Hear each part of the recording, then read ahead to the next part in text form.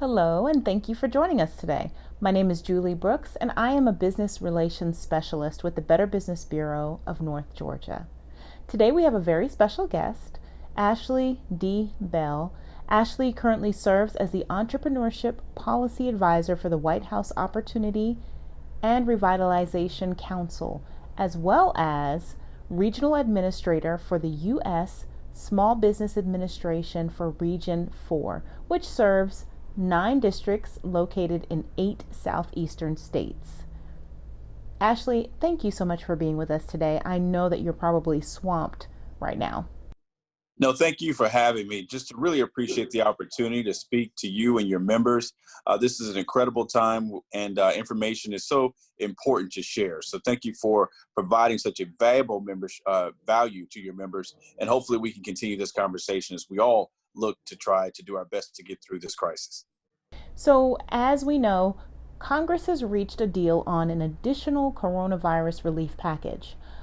What are the specific components of the CARES Act that this new package addresses, like Paycheck Protection Program or EIDL? Correct. Congress has reached a deal. It has yet to be signed by the president, but will.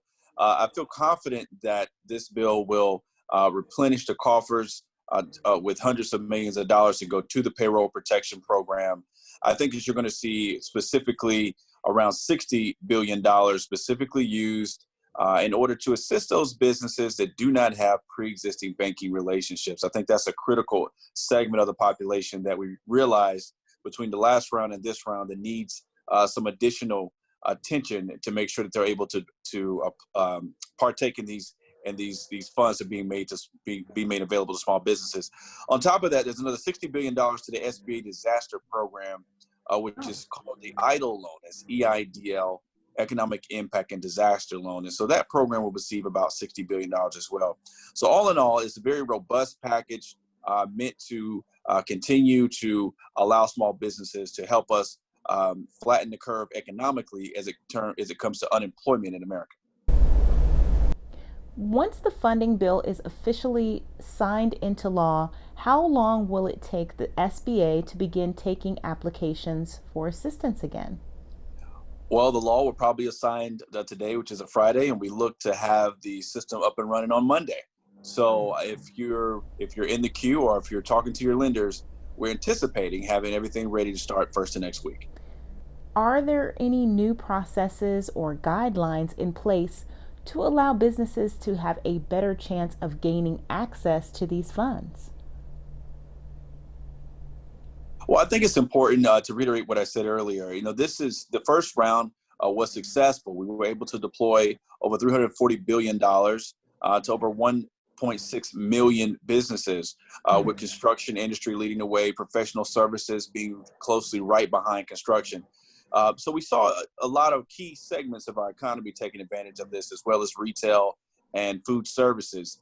And so knowing that, we want to make sure that this next round we continue to deploy to those businesses, but also we want to make sure we don't leave out micro businesses. Our micro businesses are a really big part of our economy. These are our businesses that may not have employees, or they're businesses that could be pretty large, but they just use mostly independent contractors. And so because of that, we hope that this round of funding, the $60 billion, will focus more on those independent contractors, sole proprietors, and businesses that don't have traditional banking relationships. And so we look at also increasing the types of lenders. So for many of our gig economy businesses that may use a Square or a Cabbage to do their transactions, we're now allowing some fintech companies to participate and become PPP lenders. So look to your fintech company that does your credit card transactions. They could also be an SBA lender if you don't have a traditional banking relationship. Will businesses who initially applied for the first round of funding have to reapply for assistance? No, they won't. If you're in the queue for the PPP, if you were in line and your bank said that they were processing your particular application, but it ran out of funds and it wasn't processed before the funds were allocated, then you should contact your lender and make sure that you're still in the queue to continue to be processed. And many banks are doing that. So you want to make sure that you're in the queue, because the money, again, as we all know, will run out, and you want to make sure that you've secured your place. Again, thank you so much for allowing us to meet with you today. Thank you for taking the time out. We know that you're busy. We really appreciate it.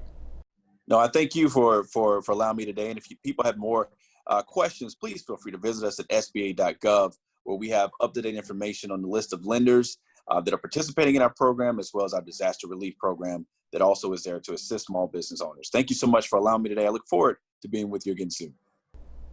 And as always, your BBB, building trust in trying times.